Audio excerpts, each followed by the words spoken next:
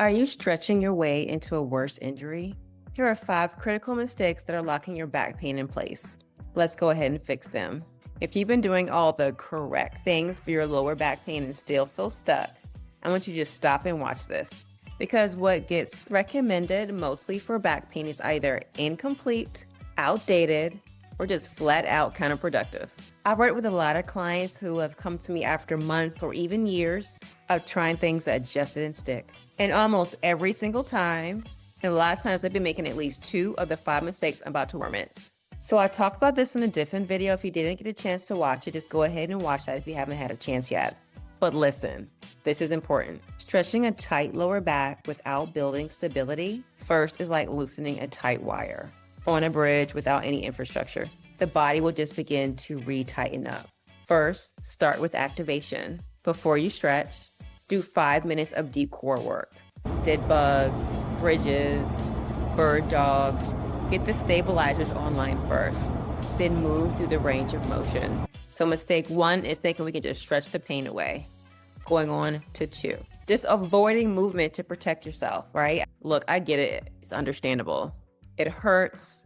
So you just want to stop doing anything that hurts you. It's just kind of like, no, stop. You want to stop running, lifting, moving your bodies in all kinds of ways. And you just want to focus on resting. And rest does have its place, especially in the first 48 to 72 hours of an acute flare-up. But chronic back pain isn't just going to heal with prolonged rest. It's just going to adapt to whatever position you have it in. Our bodies are amazing and it will adapt, okay?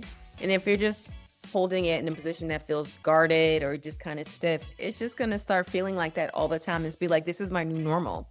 You probably experienced this, yes? Instead, in the beginning, let's focus on gentle, just not aggressive in the moment, all right? Not pushing through the pain, but deliberate. There's a difference.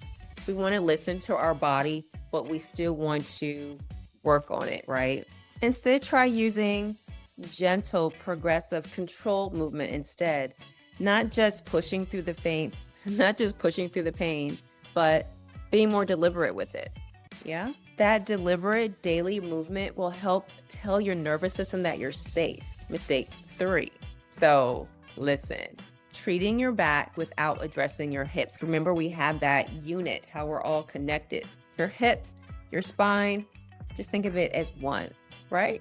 Your lumbar spine and your hips are biomechanically linked. So what happens at the hips? Those hip flexor tightness. Oh yeah, I've definitely had my share of that from all my running, right? Weak glutes, limited external rotation. It's going to directly contribute to how load is distributed to your lower back when you think about it, right? This is why someone can have a perfect back exercise in their routine and still not improve, because the hips are not part of the program. So it is beneficial to have hip focused exercises in every back pain program. Clamshells, hip hinges, single leg glute work, 90-90 hip mobility. Treat the hip and the spine as one unit. 4, doing core work that loads the spine. So even, for example, crunches and sit-ups are going to be all high load spinal exercises. So for a healthy back, that's fine, okay? But we're talking about this other stage that we're in. For a back that's under stress, that's going to be adding to the issue, right? Studies on spinal loading consistently show that traditional ab exercises create significant compression through the lumbar disc. So if you have any disc involvement, a bulge herniation, or general disc degeneration, these moves can actively make things worse. So instead, what can we do? Replace high load flexion exercises with anti-movement core training, planks, dead bugs, bird dogs for now, right? These will help build your core stability without compressing the spine. That's a win. And treating this like a one-time fix, all right? Back pain is not an event. This isn't us gearing up, getting our bib, and doing all the things, right? 5, treating it like it's a one-time fix. This is not a one-time event, all right? And patterns will require consistent reprogramming, okay? You know this when we sit down and think about that. One of the mistakes that I see is people doing the work for like 2 weeks and then they're just like, I'm done. They start feeling better and then they just stop. Then 6 weeks later, the pain may come back, and then you're just sitting feeling like, I'm confused. Like, what happened? Your deep core, your stabilizers, your glutes, these muscles need ongoing training to stay activated and responsive. You wouldn't expect to have excelled cardiovascular fitness from 1 week of training and then quit. Just like you can't expect permanent pain resolution without a maintenance practice, right?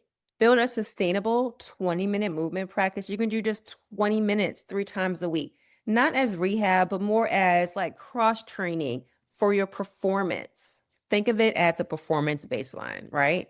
Hey, look, now you know what not to do, what you might be wondering, is this going to work for me? Somebody like me with my back pain, with my chronic back pain. In my next video, I'm going to walk you through a runner's 4-week transformation. Click on over there.